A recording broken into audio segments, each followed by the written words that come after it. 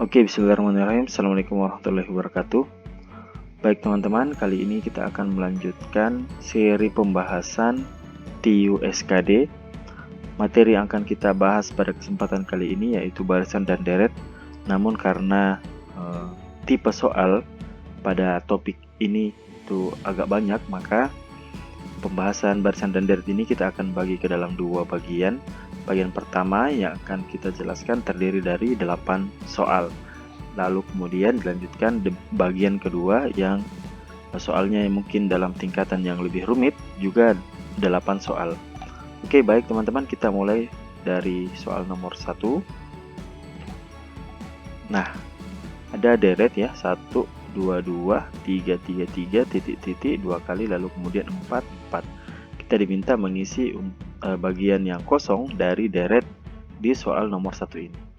Nah, sekilas yang biasa kita lakukan ketika kita mengerjakan soal deret adalah mencari beda antara suku 1 dan suku selanjutnya. Nah, biasa juga suku 1, suku ketiga, lalu kemudian suku-suku ganjil dan suku-suku genap. Nah, untuk soal nomor 1 ini kita melihat bahwa ada 4 bilangan, ada bilangan 1, bilangan 2, bilangan 3, dan bilangan 4. Yang pola, maksud saya pola yang kita perhatikan di sini adalah jumlah munculnya ya. Jadi yang pertama, angka 1 ini muncul sekali. Lalu kemudian dilanjutkan angka 2 muncul 2 kali, angka 3 muncul 3 kali. Jadi otomatis pola yang berlaku di sini adalah kemunculan atau jumlah atau frekuensi munculnya angka 4 ya. Berarti angka 4 ini muncul juga sebanyak 4 kali. Jadi 2 titik yang kosong itu kita isi dengan angka 4 juga. Sehingga jawabannya adalah delta. Oke, untuk soal nomor 1 ini masih tergolong mudah ya. Kita lanjut ke soal selanjutnya.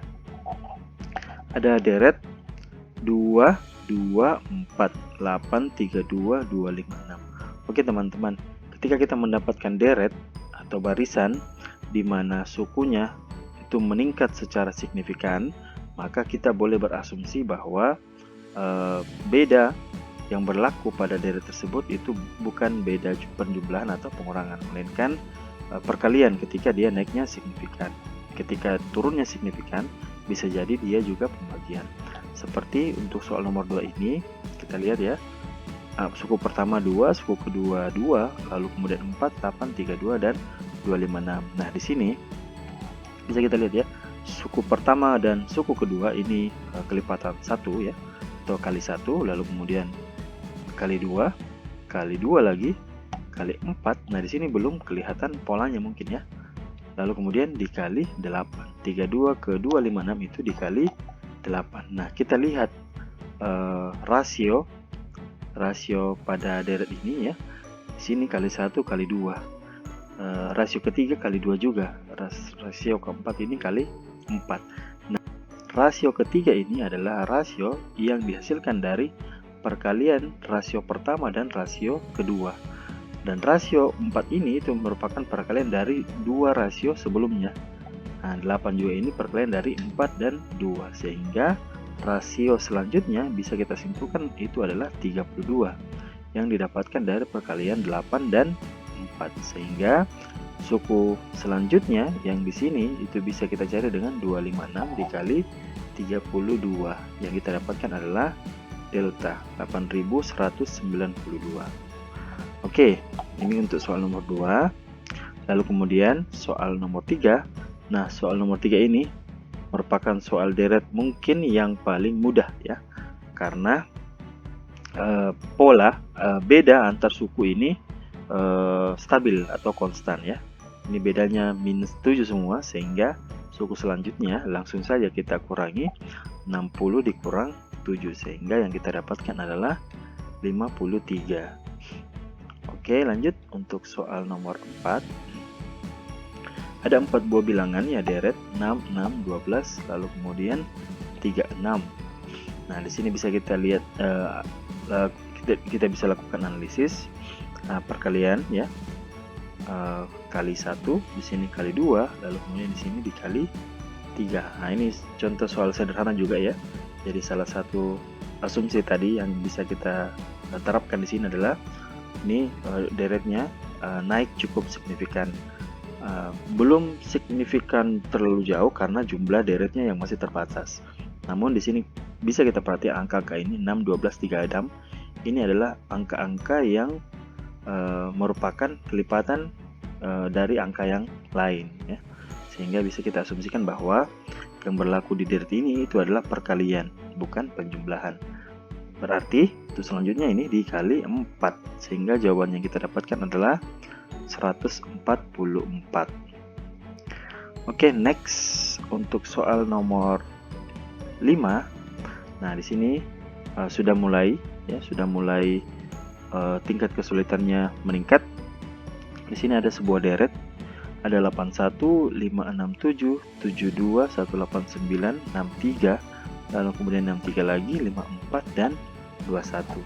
Nah, di sini untuk mudahnya ini ada berlaku dua pola ya. Di sini bisa kita perhatikan bahwa untuk suku-suku yang ganjil ini perubahannya tidak terlalu signifikan ya. Nah, lalu kemudian suku-suku yang genap, nah ini juga perubahannya menurun yang cukup signifikan. Nah, jadi yang suku yang ganjil tidak terlalu signifikan, suku yang genap ini cukup signifikan, sehingga bisa saja kita mengasumsikan bahwa suku-suku yang ganjil ini itu merupakan pengurangan, dan yang suku-suku genap ini merupakan pembagian. Kita cek 81 ke 72 itu kita dapatkan kurang 9. Oh, ternyata untuk suku kedua dan suku ketiga dan suku kelima itu juga sama ya. Nah, ini juga sama, sehingga untuk isian pertama kita bisa dapatkan 54 dikurang 9 dapat 45. Oke, yang selanjutnya suku-suku yang genap 567 ke 189. Ini kalau kita mau mencari selisih, ini cukup jauh ya, pasti berbeda juga dengan yang ini. Dan lalu kemudian ke sini juga semakin kecil, maka yang berlaku di sini adalah pembagian. Kalau kita perhatikan 567 ke 189 mungkin agak sulit kita cari faktornya. Kalau begitu kita cari yang mudah ya, dari 63 ke 21. 63 ke 21 ini dibagi 3. Lalu kemudian kita ujikan apakah 567 dibagi 3 itu 189. Nah, ternyata benar ya. Jadi 567 ke 189 itu dibagi 3. 189 dibagi 3 juga dapat 63 dan seterusnya. Sehingga suku yang terakhir itu 21 dibagi 3 dapat 7. Oke, seperti itu ya untuk soal nomor 5. Oke, selanjutnya soal nomor 6. Ada sebuah deret ya, 30, 36, 24, 48 lalu kemudian 0. Nah, kita lihat di 4 suku pertama ini perubahannya tidak signifikan ya, sehingga kita asumsikan bahwa dari suku pertama ke suku yang lain ini hanya selisih atau penjumlahan. Oke, kita lihat satu-satu ya. 30 ke 36 ini bedanya ditambah 6, lalu kemudian 36 ke 24 itu dikurang 12. Oke, jadi yang pertama tambah 6 dikurang 12. Lalu kemudian 24 ke 48 itu ditambah 24. Nah, di sini kita sudah bisa melihat pola ya. Yang pertama, atau kita selesaikan dulu, 48 ke 0 itu minus 48.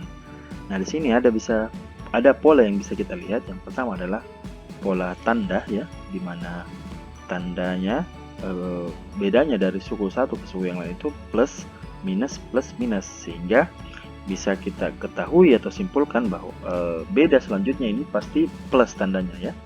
Yang kedua, 6, 12, 24, 48. Nah, ini merupakan kelipatan dari suku sebelumnya ya. Kita bisa lihat di sini bahwa 12 ini adalah kelipatan dari 6, 24 kelipatan dari 12, 48 kelipatan dari 24. Sehingga otomatis untuk selisih di sini tadi tandanya plus, lalu kemudian kelipatan 48 itu 96. Jadi jawaban yang kita dapatkan adalah 0 ditambah 96. Jawaban yang benar adalah bravo. Oke, itu untuk soal nomor 6. Lanjut kita ke soal nomor 7. ada sebuah deret 14, 28, 20, 40, 32 dan 64. Nah, di sini bisa kita lihat bahwa ada deret yang dari suku pertama ke suku kedua meningkat, lalu kemudian menurun, meningkat lagi, menurun, meningkat ya. Jadi ini salah satu ciri bahwa deret ini bisa jadi kemungkinan besar itu mempunyai dua pola. Pola yang pertama biasanya itu dari suku-suku ganjil, dan pola kedua biasanya juga dari suku-suku yang genap. Kita lihat ya, kita lihat dulu suku yang ganjil 14 ke 20 itu ditambah 6 ya, plus 6, lalu kemudian plus 12. Oke, dengan pola yang sama bisa kita dapatkan dikali 2 ya, dari beda sebelumnya. Di sini bisa kita dapatkan plus 24, dapat 56. Oke, jadi jawaban untuk soal nomor 7 ini adalah error ya, error. Nah, ini untuk penambahan saja. Ketika dua suku yang ditanyakan, sini plus 12 plus 24, pasti yang setelahnya adalah plus 48. Oke, karena suku yang ditanyakan hanya satu, berarti jawaban yang benar adalah error. Oke, soal terakhir untuk part 1 ini kita mendapatkan barisan pecahan ya. Ada satu ya, ini satu bisa saja kita tuliskan juga 1 per 1, lalu kemudian 1/2, 3 per 7, 2 per 5 dan seterusnya. Oke, mari kita analisis. Nah, ketika kita analisis ya, suku-suku yang genap ini pembilangnya memiliki pola tersendiri ya. Jadi ada ini ya, yang berwarna merah ini ada 1, 2, 3 ya. Sehingga untuk suku yang ditanyakan ini pasti pembilangnya 4 ya. Nah, di sini ada dua jawaban dengan pembilang 4. Ada jawaban A dan ada jawaban E. Nah, sekarang kita akan mencari penyebutnya. Oke, di sini kita lihat penyebutnya itu ada 2, 5, 8. Berarti yang di atas ditambah 1, di bawah ditambah 3. Oke, sehingga yang kita dapatkan di sini itu penyebutnya 8 ditambah 3 dapat 11 ya. Sehingga kita simpulkan bahwa jawaban yang benar adalah error. Oke, untuk part 1 sekian dulu teman-teman. Insya Allah secepatnya akan kami bahas juga part 2, penjelasan mengenai soal-soal deret dengan tipe soal yang lain. Oke, sekian. Assalamualaikum warahmatullahi wabarakatuh. Everything changes.